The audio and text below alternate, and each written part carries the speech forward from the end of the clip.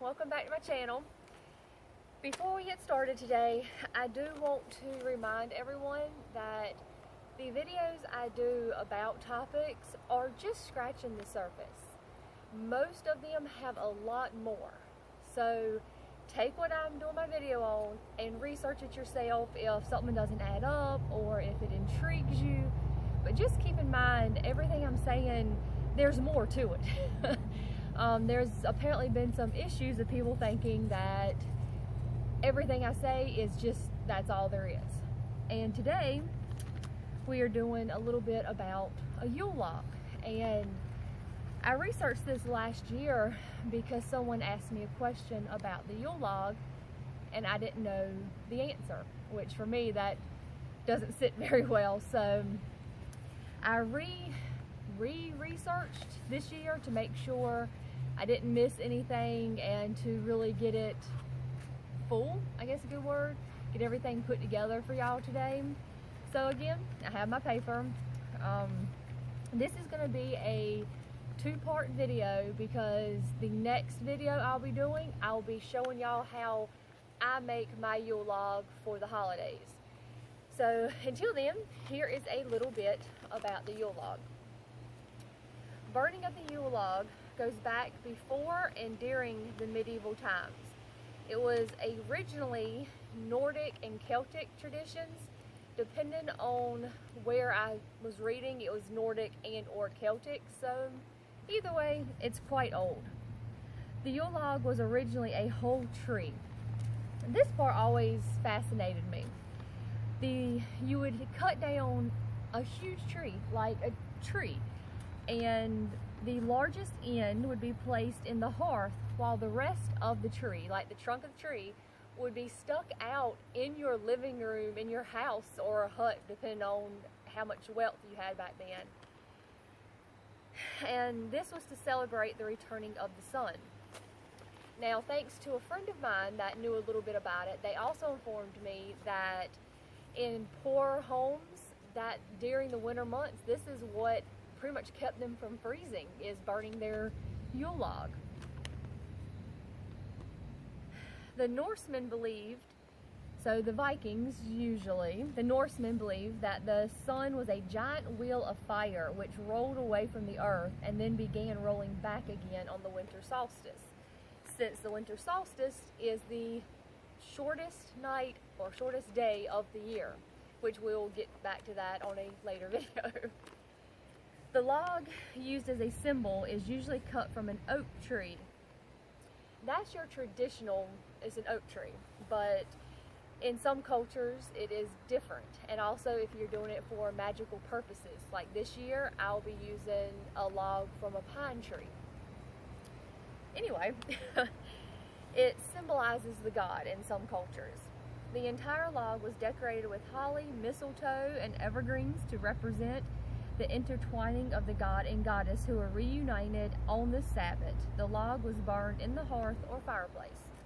Keep in mind, if you don't have a big fireplace, you still can participate in a Yule log. There are several different ways, including using little sticks, and you can get a cauldron or, you know, a safe burn bowl and burn little sticks decorated. And I'll get to the other option in a minute. Let's see, the log would be lit from the remains of the previous year's log, which has been carefully stored away.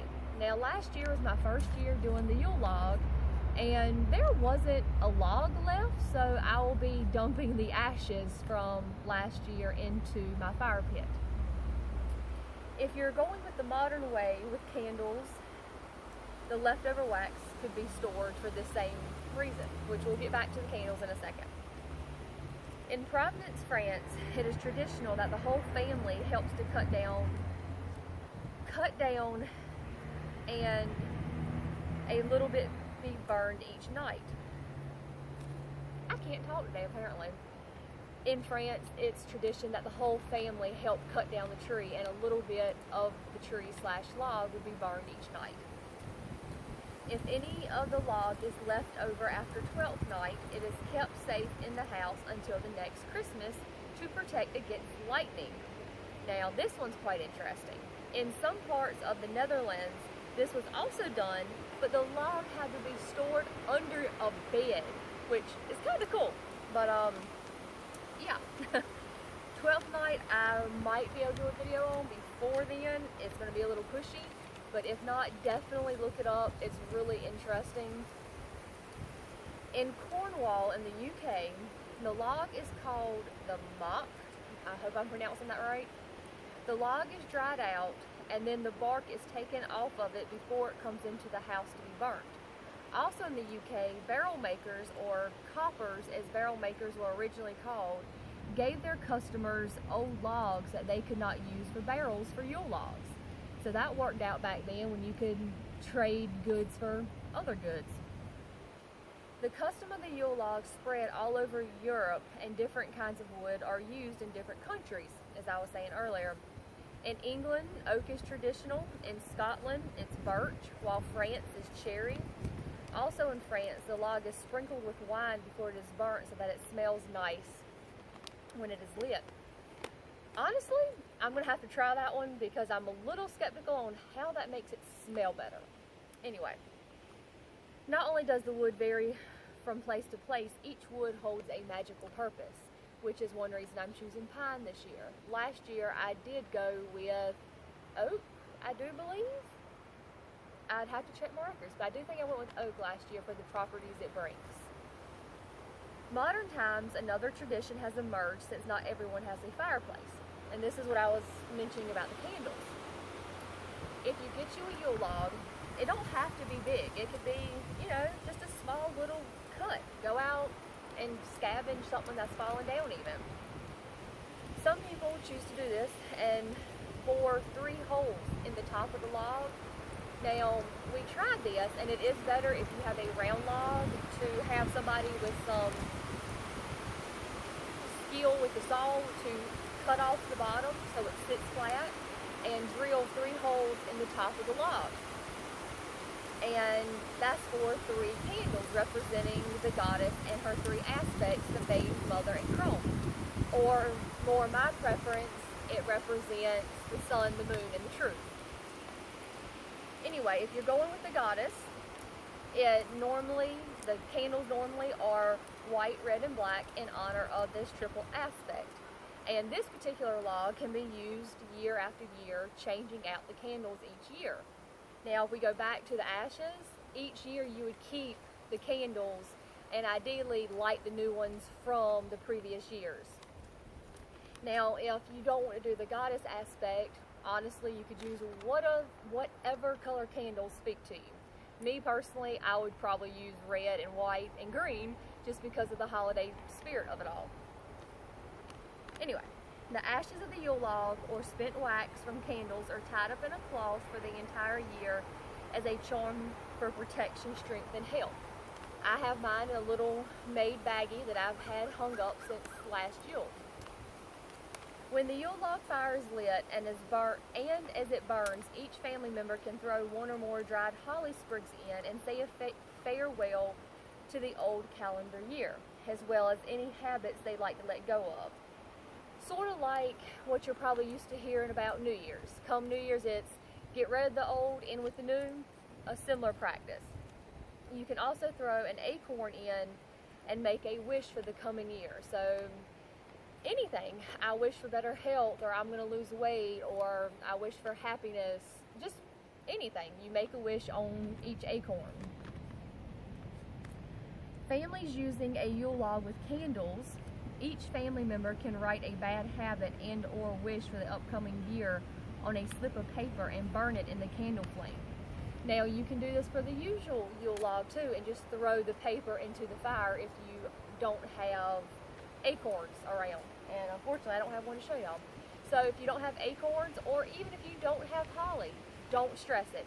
Write on a piece of paper and throw it into your fire, burn it with your candles. Just make sure you stay safe and have a fireproof dish if you're using the candles. The Yule log or candles are to be burned during the 12 days of Yule, from the winter solstice to January 1st. Being the winter solstice is never on the exact day, technically the 12 days of Yule would very, very little bit. But you ever wonder where the 12 days of Christmas comes from? Here you go. But really, just it starts at the winter solstice, and you light your fire or candles that night. You can also do a single candle just for the 12 days of Yule also, and for every night you write down something that you wish to overcome, something you wish to get rid of. But that's slightly on another video. Anywho, back on point. The first night of the 12 nights of Yule was known as Mother Night, while the last was known as Oak King and the day of the Roman goddess Hecate. Now bear with me, that may not be pronounced correctly. 12 nights were not always such. There's a Norse text stating it only lasted for 3 days, or more appropriately, as long as the ale lasted. So if you're wanting to party, don't feel bad if you only have it for one night. It was King Haakon, might be pronounced wrong, of Norway, who was a Christian, passed a law that the Christian Christmas Day and the pagan Yuletide celebrations were to henceforth be celebrated at the same time. While this only specifically impacted Norway and its territories, it illustrates an intentional combining of the holy days into one celebration. Not really surprising, but that was an interesting thing to read to find who did it. As Christianity began to spread in the 4th century, the Christmas feast day was set on December 25th by Pope Julius I to align with the Roman pagan holiday. I'm not even going to try this one, so I will type it on the video. It translates roughly into the birthday of the invincible sun. Makes you wonder if they were all in cahoots together. But point is, with this last bit, just remember, everything's not as simple as what meets the eye, at least not usually. But anywho, that's a little bit of information about the Yule log, and like I said, stay tuned for my next video, and I will be showing y'all how to make one. Until then, take care.